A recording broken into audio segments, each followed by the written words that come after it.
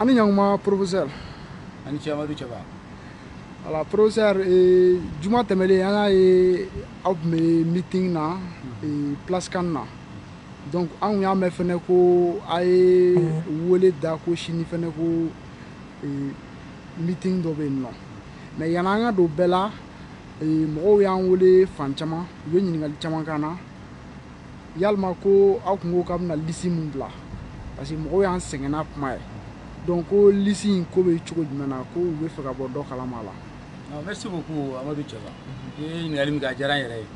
Parce que moi,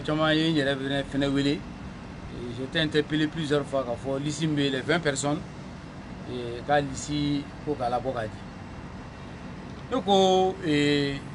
ici il y a 20 personnes les plus corrompues au Mali. Mali corruption qu'elle est, fanga donc cinéma botebli. Fanga donc il y a côté bli. Mon frère de trop fort, Maurice Sensi Koulibaly fait que nous tapis. Pourquoi je suis? Tchèba, ne m'a moché comme il a été quand on t'a plainte déposé. Ou bien quand on association on t'a plainte déposé parce que nous tapis accusé là. Ne m'a moché fait quand on m'a fait ah comme nous tapis trop fort, on a exigé nous tapis car bien beau, car bien beira. Donc y a mis fond quand faut lutter. N'a que trop beau. Abna que il a faut marmar café tombe que trop mina. Ni do bora. Donc corruption il est clair bichi. On nous Mali kono bito mina. Corruption clair a mana ka fo ko ka lisi boy. A fora ko ka jamana de yelema wala sa malien dim se ka bangi Mali kono ka mo Mali kono to mina. Ka se ka soroga Mali kono to mina ka se ka ere polo Mali kono ka sa ere koro. On donne talibi ka ta feri. On donne be dese ou ira koro dongo. On donne kamero sambina be clair kalana diplôme babla ma para soro cheba.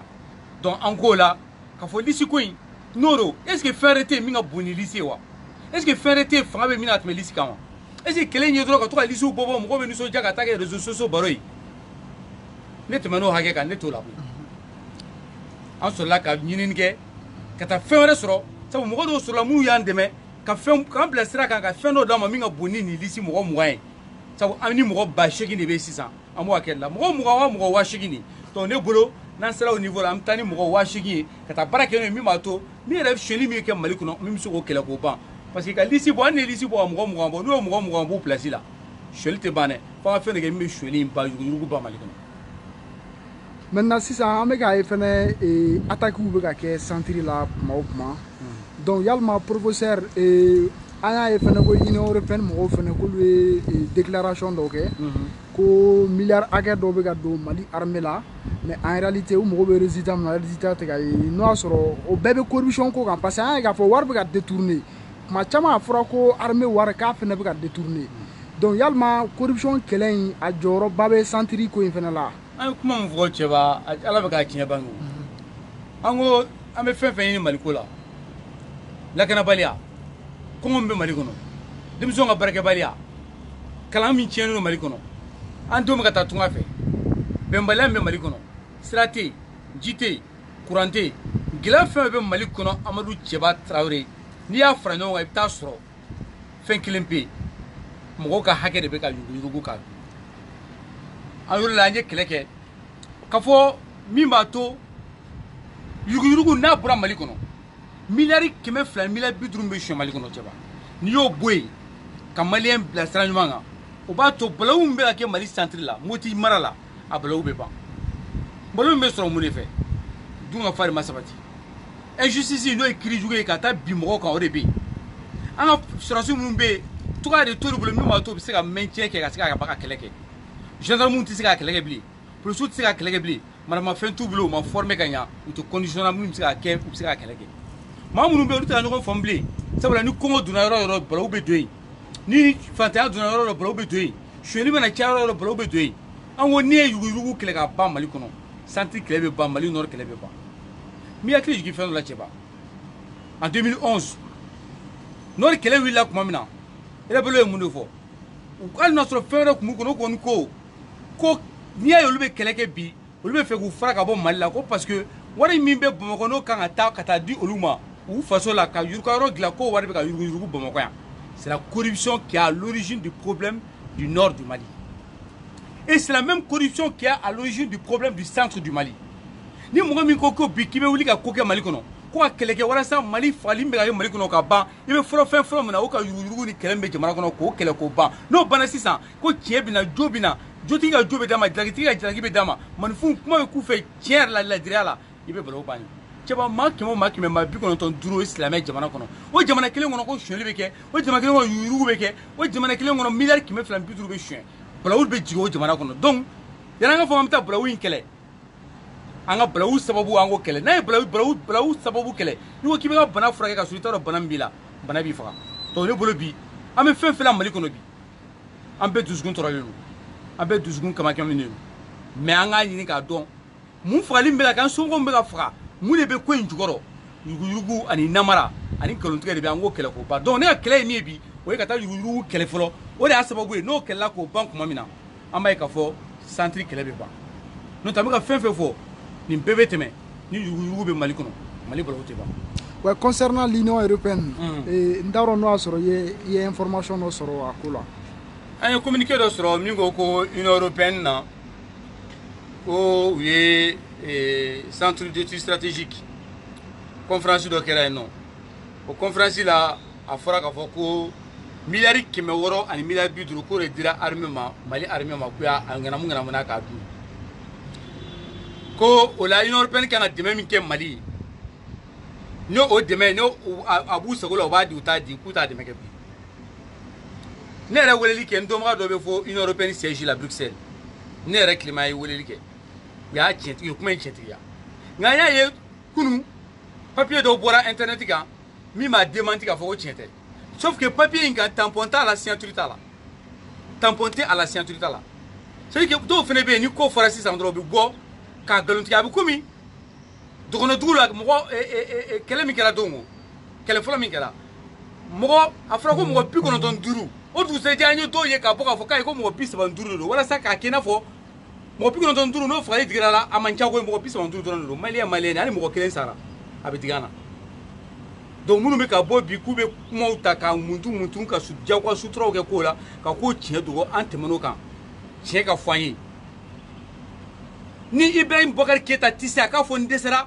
a ye fara n kan an b'a dilan cogo min an ka dilan ten ni Clément tɛ poste nɔfɛ je veux aucun poste au Mali je veux pas être ministre je veux pas être directeur je veux rien je veux tout simplement que u ka na dɔrɔn u k'a fɔ an dɛsɛra n'an bɛ fɛɛrɛ min kɛ an bɛ ka fara ɲɔgɔn kan an ka dilan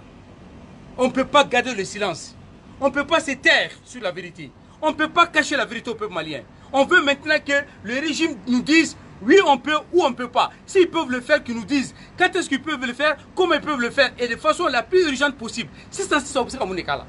Nous, tu sais, on va faire ça. On va faire ça.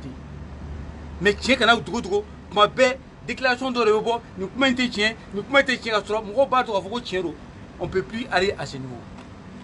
Voilà, et concernant Alsa et corruption qu'elle lit au Goumoukona, la amé fera donc. Et nous tapili ka dossier à kobe niveau du mena abna bla ou abna plainte do ou a kala bna ke chwa nous tapili ka dossier à ma bla ala madame le folo parce que an ye ka dossier do jama chama do be ka franyo nous ya ira ka fo lu ku jobe ko la mais ou la jala kida nous tapili ka ro lay donc au plainte collective be ka labin donc comme a ko ba avocat bolo fu ka kla bara la ka sike ka ta a tiena galon do abonyo na o bara de ya la sumaya doni donc n'an kilalo bara la o plainte bɛ taa don o kɔfɛ dɔgɔkun nata an kan ka plainte filanan don an yɛrɛ ka plateforme PCC parce que a fɔra ko loi dɔ de signé la le 27 mai 2014 Amadou Thieba Traoré o loi b'a jira ko maa 80,000 de bɛ Mali kɔnɔ minnu bolo b'an ka nafolo la maire b'a la conseiller b'a la député b'a la et chef d'état-major b'a la juge b'a la et cour constitutionnel mɔgɔw b'a la a bɛɛ de b'a la mɔgɔ bolo bɛ PDG b'a la mɔgɔ bolo bɛ don Mali nafolo kɔrɔ k'a bɛɛ kan ka bien f'i ka sɔrɔ fɛn kan ka déclarer depuis 2014 a ma kɛ Cour suprême n'u tapili bɛ yɔrɔ min na o de kan ka mɔgɔw jagoya u k'a kɛ a ma kɛ o tile n'o ye Mumu ni Gindo ye ale ka yɔrɔ la